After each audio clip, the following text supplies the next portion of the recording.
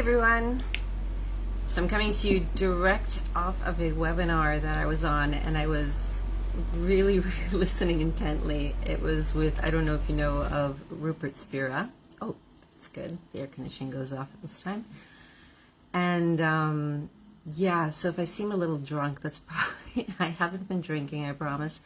My mind is just a bit blown, and I have to say I truly, truly love when people are able to give me a different perspective on how I see life. And so today I wanted to share with you, I actually wanted to change all and just, instead of the topic, talk about something that he said, but I'm going to do that another time because he gave me way too many little tidbits to play with, and I need to absorb them before I can share, I think.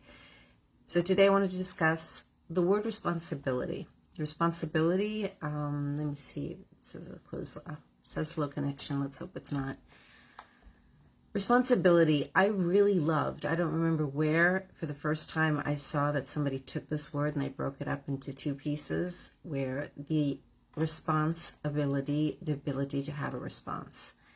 And I found this beautiful, because it's always been kind of a part of my persona. It's always been very important for me to be responsible, to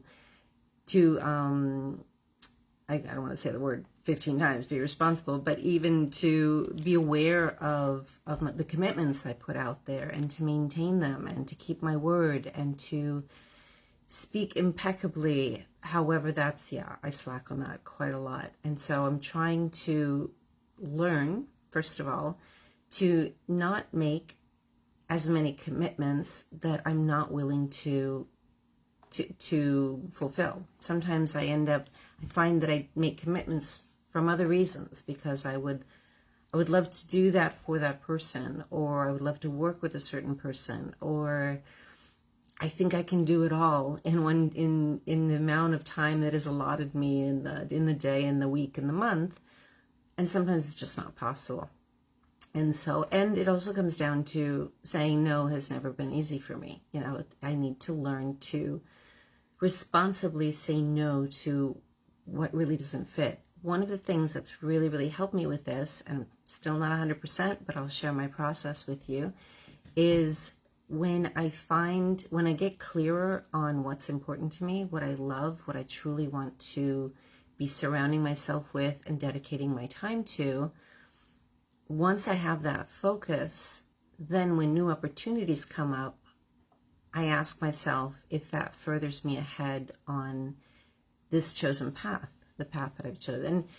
And of course it can change, but it can't change every day. And the thing with me is I tend to rubber band. I tend to be, this is my responsibility as a real estate agent, because this is the work that I'm still doing and I respond to. So therefore I can still take on new things, even though they're not completely in alignment. Because I realized that when I first started being a real estate agent, you don't have clear what your area of expertise is, or where you would like to dedicate time. Today I do. And therefore I should feel free to say no when it doesn't align. But sometimes out of habit, I fall back into saying, yeah, sure, why not? I'll evaluate that. I'll take it on. And then I go back and go, do I really, really want to do that? And realize I don't. So rather than making the commitment and going back on the commitment, however, that is an option today, whereas in the past it was not an option, I'm trying to be more aware before, and to have the ability to respond in alignment with what it is that I'm trying to do, the message that I'm trying to bring to this world, the message I'm trying to bring to myself, to my life, the way that I can be impeccable with my own promises to myself above all.